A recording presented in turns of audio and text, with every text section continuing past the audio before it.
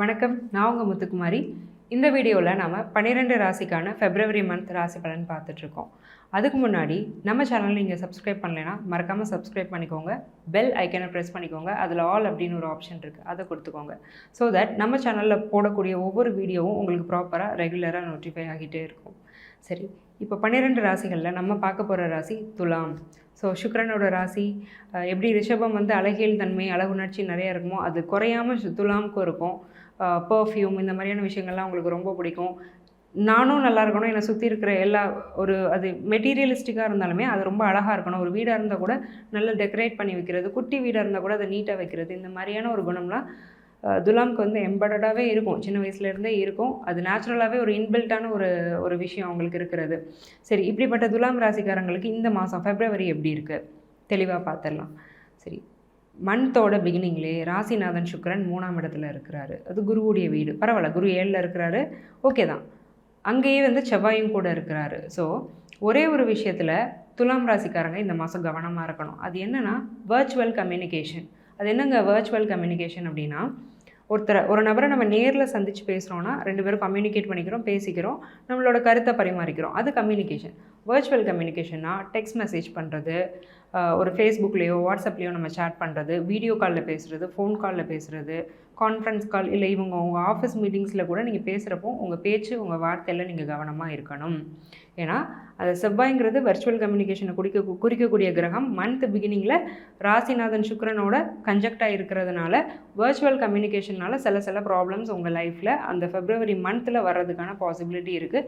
ரொம்ப பெரிய விஷயம் கிடையாது, ஒரு சின்ன விஷயந்தான். பட் அதில் கூட உங்களுக்கு பிரச்சனை வரக்கூடாது, நீங்கள் கேர்ஃபுல்லாக இருக்கணுங்கிறதுக்காக அதையும் நான் தெளிவாக உங்கள்கிட்ட முதல்ல சொல்லிடுறேன். ஸோ குரு வந்து ரொம்ப பாசிட்டிவ், ராசி வந்து குரு பார்த்துட்ருக்கிறாரு, வேறு என்ன வேணும்? ரொம்ப நல்லா இருக்குது, துலாமுக்கு வந்து ரொம்ப சூப்பராக இருக்குது, அதில் வந்து எந்த டவுட்டுமே இல்லை. சரி, ஒவ்வொரு செக்டாராக இது வந்து எப்படி இருக்குங்கிறத பார்த்துருவோம். ஃபஸ்ட்டு வந்து தொழில். 6ல் ராகு இல்லையா, பெரிய இன்வெஸ்ட்மெண்ட் பண்ணணும் ஆனால் பண்ண பயமாக இருக்குது, பெரிய அமௌண்ட் போட்டால் என் பணம் போயிருமோன்னு பயமாக இருக்குது, நம்பி இறங்கலாமா, எனக்கு ஒரே டவுட்டாக இருக்குது, டபுள் மைண்டடாக இருக்குன்னா யோசிச்சுட்டு இருந்தவங்க கண்டிப்பாக ஒரு ஹியூஜ் இன்வெஸ்ட்மெண்ட் பண்ணி தைரியமாக ஒரு ஸ்டெப்பை நீங்கள் முன்னாடி எடுத்து வைக்கலாம். அதுக்கு காரணம் பிரம்மாண்ட கிரகம் ராகு, அந்த ஸ்தானாதிபதி குருவும் தன்னோட வீட்டுக்கு 2ல் தனஸ்தானத்தில் இருக்கிறதுனால நீங்கள் ஹியூஜ் இன்வெஸ்ட்மெண்ட்ஸ் பண்ணிங்கனாலும் அதனுடைய லாபம் அப்படிங்கிறது உங்களுக்கு தெளிவாக வந்து சேர்ந்துடும். ஸோ 6ல் ராகு இருக்கிறது பிஸ்னஸை பொறுத்த வரைக்கும் நல்ல விஷயந்தான். ஆனால் நம்பக்கூடாது யாரையும், நீங்கள் இறங்கி செய்யணும். அடுத்தவங்களை நம்பி விடுறது வந்து தப்பு. என்னதான் இருந்தாலும் ராகு வந்து ஒரு மெலிஃபிக்கான பிளானட் இல்லையா, ஸோ அதோடைய ஒரு சாயம் அப்படிங்கிறது அந்த இடத்துல இருக்க தான் செய்யும். அதை கூட நம்ம கொஞ்சம் கேர்ஃபுல்லாக ஹேண்டில் பண்ணுறது நல்லது. ஸோ நீங்கள் ஹியூஜ் இன்வெஸ்ட்மெண்ட் பண்ணலாம், நீங்கள் பிஸ்னஸ் பண்ணலாம், யாரையும் முழுக்க நம்பி பண்ணாதீங்க. யாரையும் ஒருத்தரை நம்புறீங்கன்னாலுமே ஏன் நம்புறீங்க அப்படிங்கிறதுக்கான ஒரு லாஜிக்கலான ரீசன் உங்களுக்கு தெரிஞ்சிருக்கணும். கண்மூடித்தனமாக நம்பக்கூடாது. நம்புறது தப்பு இல்லை, கண்மூடித்தனமாக நம்புறது ரொம்ப தப்பு.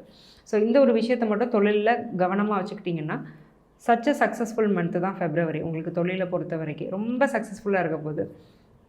சரிங்க, நாங்கள் தொழிலெலாம் இல்லை, நாங்கள் வேலையில் இருக்கோம், ரொம்ப நாளாக ஜாப் சேஞ்ச் பண்ணணுன்னு ஆசை, ஒரு ப்ரமோஷன் இல்லை, ஒரு இன்க்ரிமெண்ட் இல்லை, ரொம்ப டிசப்பாயின்மெண்ட் இருக்குது, நம்ம ஒர்க்கை பொறுத்த மட்டும் இந்த மாதம் வந்து எப்படி இருக்கும், எப்படி ஏதாவது ஒரு நல்ல விஷயங்களை வந்து நாங்கள் எக்ஸ்பெக்ட் பண்ணலாமா, இந்த மாதிரியான கொஷின்ஸ்லாம் இருக்குது. 10ஆம் தேதிக்கு மேலே ரொம்ப நல்லாயிருக்கும். ஏன்னா 10ஆம் தேதி வரைக்கும் சந்திரன் வந்து அந்தளவுக்கு ஃபேவரபுளாக இல்லை. 10ஆம் தேதிக்கு அப்புறம் வளர்பிறை அமைப்புக்கு சந்திரன் போனதுக்கப்புறம் கொஞ்சம் ஜாப் சாட்டிஸ்ஃபேக்ஷன் அப்படிங்கிறது வரும். அதே மாதிரி நீங்கள் வேறு புது வேலைக்கு அப்ளை பண்ணணுன்னாலுமே 10ஆம் தேதிக்கு மேலே நீங்கள் அப்ளை பண்ணுறது உங்களுக்கு ரொம்ப நல்லது. பொதுவாகவே ஒர்க் லைஃப் பேலன்ஸ், அந்த வேலை செய்கிறவங்களுக்கு வந்து இந்த வருஷம் சூப்பராக இருக்க போகுது, நல்லா என்ஜாய் பண்ண போகிறீங்க, நீங்கள் நினச்ச மாதிரியான வேலை கிடைக்க போகுது, அதெல்லாம் எந்த டவுட்டும் இல்லை. பட் இந்த மாதத்தில் அந்த முதல் 10 நாள் மட்டும் புது முயற்சிகள் வேண்டாம். டிசப்பாயின்மெண்ட்ஸ் இருக்கும், அதை பெருசாக கண்டுக்க வேண்டாம். கண்டுக்கலைன்னா நமக்கு கவலை இல்லை. ஸோ எதையுமே வந்து ப்ளஸ்ஸோ மைனஸோன்னு பார்க்காம அதை நெக்லெக்ட் பண்ணிக்கிறது நல்லது. எது வேலையை பொறுத்த வரைக்கும் நான் சொல்கிறேன். ஸோ மித்தபடி தொழில் வேலை அப்படிங்கிற 2மே நல்லா தான் இருக்குது. திருமணம் பண்ணலாமா, கல்யாண ஸ்தானம் எப்படி இருக்குது, 7ல் குரு, கேட்கவே வேண்டாம். துலாமுக்கு கல்யாணம் பண்ணி வைக்கக்கூடிய வருஷமே இந்த வருஷம் தான். ஸோ கண்டிப்பாக நல்ல அலையன்ஸ் ஃபிக்ஸ் ஆகுதுன்னா ஃபிக்ஸ் பண்ணிக்கோங்க. நல்ல வரணுமே, உங்களுக்கு பிடிச்ச மாதிரியான ஒரு அலையன்ஸ் வந்து ஃபிக்ஸ் ஆவாங்க. இந்த வருஷம் இந்த 2024 பண்ணக்கூடிய அந்த திருமண வாழ்க்கையும் ரொம்ப நல்லாயிருக்கும். காரணம் 7ல் உட்காந்து அந்த குரு பலத்தோடு உங்கள் திருமணம் நடக்குங்கிறது ஒரு பெரிய நல்ல விஷயம். அதே மாதிரி சுய ஜாதகத்துலேயும் நல்ல தசாபுத்தி நடக்கும்போது கேட்கவே வேண்டாம். ஸோ லைஃபோட உங்கள் ஒரு பிளஸ்ஸிங் அப்படின்னு சொல்லலாம் அந்த கல்யாணத்தை. அந்தளவுக்கு ஒரு நல்ல திருமணமாக வந்து அது அமையும். சரி, நான் வந்து ஒரு எல்டர்லி பர்சன் துலாம் ராசியில் இருக்கேன், என்னோடய பசங்களுக்கு நான் வந்து அலைன்ஸ் பார்த்துட்ருக்கேன், எப்படி இருக்கும், ஃபிக்ஸ் ஆகுமா, என்ன பண்ணலாம், இந்த மாதிரியான கேள்வி உங்களுக்கு இருந்ததுன்னா 5ல் சூரியன் சனி இப்போதைக்கு வேண்டாம். பொதுவாகவே உங்களுக்குமே உங்கள் குழந்தைங்களுக்குமே சின்ன சின்ன கான்ஃப்ளிக்ட் வர்றதுக்கான வாய்ப்பு இருக்குது. ஸோ இந்த மாதிரியான சூழ்நிலையில் இந்த ஒரு ரொம்ப சென்சிட்டிவான டெசிஷனில் பசங்க லைஃப்பில் நீங்கள் இப்போது இந்த ஒரு மாதம் இன்வால்வ் ஆகாமல் இருக்கிறது ரொம்ப நல்லது. ஈவன் சூரியன் வந்து February 13க்கு மேலே மீனத்துக்கு போயிட்டாரு அப்படின்னாலுமே அந்த 5ஆம் இடத்துக்கு பெரிய சுபகிரகத்தோட பார்வையும் எதுவுமோ ஒன்றும் கிடையாது, அங்கே சனி மட்டும்தான் இருக்கிறாரு. ஸோ அதனால் இந்த ஒரு மாதம் மட்டும் அதை வந்து சகிச்சுக்கிட்டு கொஞ்சம் நெக்லெக்ட் பண்ணிவிட்டு நெக்ஸ்ட் மந்த்லேருந்து கூட நீங்கள் குழந்தைங்களுக்கு வந்து அலைன்ஸ் தேடலாம், நல்லபடியாக ஃபிக்ஸ் ஆகும். சரிங்க, நாங்கள் ப்ராப்பர்ட்டி வாங்கலாமா, எங்களுக்கு ப்ராப்பர்ட்டி லக் எப்படி இருக்குது, 4ல் சூரியன் சனி, ரொம்ப ரொம்ப கவனமாக இருக்கணும். தயவு செஞ்சு தொழிலில் நீங்கள் இன்வெஸ்ட் பண்ணலாம், ஆனால் ப்ராப்பர்ட்டிக்குன்னு இன்வெஸ்ட் பண்ணாதீங்க. ஃபார் சேயிங், இப்போ ஒரு ரியல் எஸ்டேட் உங்களுடைய தொழிலாக இருந்ததுன்னா அப்போ நீங்கள் இன்வெஸ்ட் பண்ணலாம். இதுவே ஒரு இடம் வாங்குறேன்னு நீங்கள் இன்வெஸ்ட் பண்ணக்கூடாது. அதையும் மீறி பண்ணணுன்னா ரொம்ப மினிமல் இன்வெஸ்ட்மெண்ட் தான் பண்ணணும். பெரிய பணம் கொடுத்து ஒரு இடத்த முடிக்கிறேங்கிற கதை மட்டும் தயவு செஞ்சு வேண்டாம். ஸோ இந்த மாதம் ப்ராப்பர்ட்டிக்கான மந்த்து கிடையாது. எனக்கு புரியுது, ரொம்ப நாளாக நான் ப்ராப்பர்ட்டி வாங்கணுன்றிருக்கேன், இந்த மந்த்தும் அதுக்கான வாய்ப்பு இல்லையா, எனக்கும் கொஞ்சம் மணி ஷார்ட்டேஜ் இருக்க தான் செய்யுதுன்னா நிறைய பேர் யோசிக்கிறீங்க. ஏன்னா துலாமுக்கு வந்து நிறைய பாசிட்டிவான விஷயங்கள் நடந்தாலுமே அந்த ப்ராப்பர்ட்டி லக் அப்படிங்கிறதே லாஸ்ட் ஒரு 6 மந்த்ஸாக பெருசாக ட்ரிகர் ஆகலை. ஸோ கவலைப்படாதீங்க, கமிங் மந்த்ஸில் அதுக்கான லக் இருக்குது. நம்ம மந்த்லி ப்ரெடிக்ஷன்ஸ் போடுவோம். ஸோ அதில் நான் உங்களை கரெக்டாக ப்ராப்பராக கைட் பண்ணிடுறேன், ஒன்றும் பிரச்சனை இல்லை. சரிங்க, நாங்கள் ஃபாரினில் இருக்கோம், எங்களுக்கு வந்து எப்படி இருக்க போகுது இந்த மாதம், நல்லா இருக்க போகுது. 12th ஹவுஸ் வந்து ரொம்ப நல்லா இருக்குது, புதன் வந்து ரொம்ப நல்லா இருக்கிறாரு. அதே மாதிரி 8th ஹவுஸ்லேயுமே எந்த ஒரு பிரச்சனையும் இல்லை. 8th ஹவுஸ் லார்டு வந்து உச்சமாக இருக்கிறாரு. அப்போது வெளிநாட்டில் இருக்கிறவங்களுக்கு நல்ல பிஸ்னஸ் ஆப்பர்ச்சுனிட்டிஸ், வேலை வாய்ப்புகள்லாம் கிடைக்கிறதுக்கான வாய்ப்பு இருக்குது. முக்கியமாக இங்கே உள்ள இந்தியன்ஸ் வந்து அங்கே போய் பெர்மனன்ட் ரெசிடென்ஸ் வாங்கி செட்டில் ஆகிறதுக்கும் அங்கேயே கவர்மெண்ட் அண்டர்டேக்கன் ஜாப்ஸ் கிடைக்கிறதுக்கும் வாய்ப்பு இருக்குது. ஸோ இதை நல்லா நோட்டீஸ் பண்ணிக்கோங்க. அந்த மாதிரியான செக்டாரில் யாராவது ட்ரை பண்ணிகிட்ருக்கீங்கன்னா இந்த மந்த் வந்து உங்களுக்கு ரொம்ப ஃபேவரபுளான மந்த்து. சரி, நாங்கள் சைல்டு பர்த்துக்கு ட்ரை பண்ணிகிட்ருக்கோம், எப்படி இருக்குது இந்த மந்த், நாட் வெரி ஃபேவரபிள், பரவாயில்ல, பட் அடுத்தடுத்து நல்ல மாதங்கள் வருது, ஒன்றும் பிரச்சனை இல்லை. ஆனால் ட்ரீட்மெண்ட்டை தயவு செஞ்சு கண்டினியூ பண்ணுங்கள். ட்ரீட்மெண்ட்டை வந்து ஏன்னா இந்த சைல்டு பர்த்துக்காக டாக்டர் கொடுக்க மெடிசின்ஸை கண்டினியூ பண்ண முடியாத சூழ்நிலையை வந்து இந்த கிரகங்கள் கொடுக்கும்.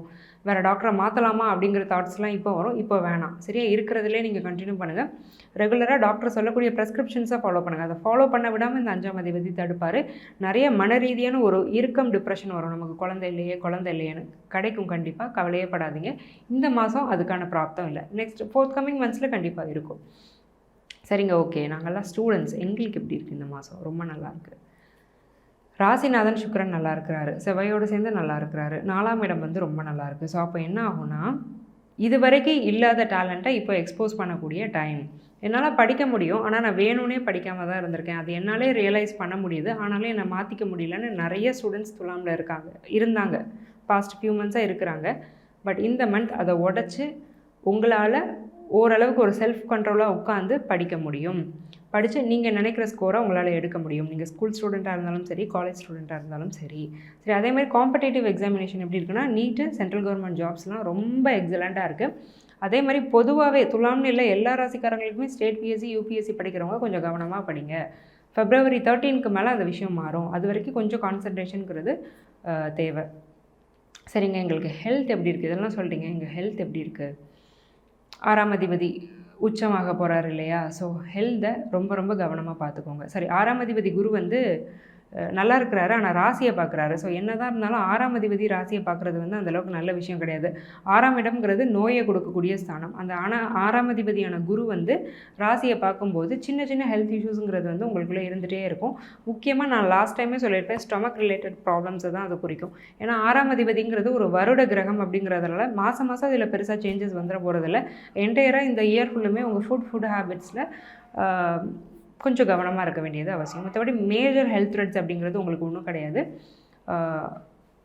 கொஞ்சம் கொலஸ்ட்ரால் அதிகரிக்கிறதுக்கான வாய்ப்பு இருக்குது. ஸோ கீழ் உடம்பில் வெயிட் போடுறதுக்கான வாய்ப்பு இருக்குது, அது மட்டும் பார்த்துக்கோங்க. ப்ராப்பராக எக்ஸசைஸ் பண்ணிக்கிட்டிங்கனாலே போதும். ஸோ ஓவராலாக துலாமுக்கு வந்து ரொம்ப ரொம்ப பாசிட்டிவாக தான் இருக்குது. நிறைய விஷயங்கள், சின்ன சின்ன நெகட்டிவ்ஸ் நான் சொல்லியிருக்கேன், அதை மட்டும் மாற்றிக்கோங்க. இவ்வளோ நேரம் நம்ம பார்த்தது வெறும் ஜென்ரல் ப்ரெடிக்ஷன்ஸ் தாங்க. ஸோ உங்களுக்கு வந்து உங்களோட என்டையர் ஹாரோஸ்கோப்போட கம்ப்ளீட் கன்சல்டேஷன் வேணும் அப்படின்னா கீழே இருக்க என்னுடைய நம்பருக்கு கால் பண்ணி என்னுடைய அப்பாயின்மெண்ட்டை பிளாக் பண்ணிக்கோங்க. நான் உங்களுக்கு கம்ப்ளீட்டாக லைஃப் ஸ்டைல் ரெமெடி சொல்லுவேன். அதாவது காலையில் எழுந்துச்சு நீங்கள் குளிக்கிறது, சாப்பிட்றது மாதிரி அந்த வேலைகளோடு சேர்த்து பண்ணக்கூடிய ஒரு ரெமெடியாக தான் இந்த ரெமெடி இருக்கும். ஸோ நிறைய கிளைண்ட்ஸ் வந்து என்னுடைய இந்த ரெமெடிஸ் கேட்டு செஞ்சு நல்ல பாசிட்டிவ் ஃபீட்பேக் கொடுத்து அதை நான் கண்டினியூ பண்ணிகிட்ருக்கேன். ஸோ அதே பெனிஃபிட்டை நீங்களும் அடையணும்னு நான் ஆசைப்பட்றேன். So all the very best துலாம். இந்த மந்த் வந்து உங்களுக்கு ரொம்ப ரொம்ப நல்ல மந்த்தாக அமைகிறதுக்கு நான் வேண்டிக்கிறேன், வாழ்த்துறேன். நன்றி, வணக்கம்.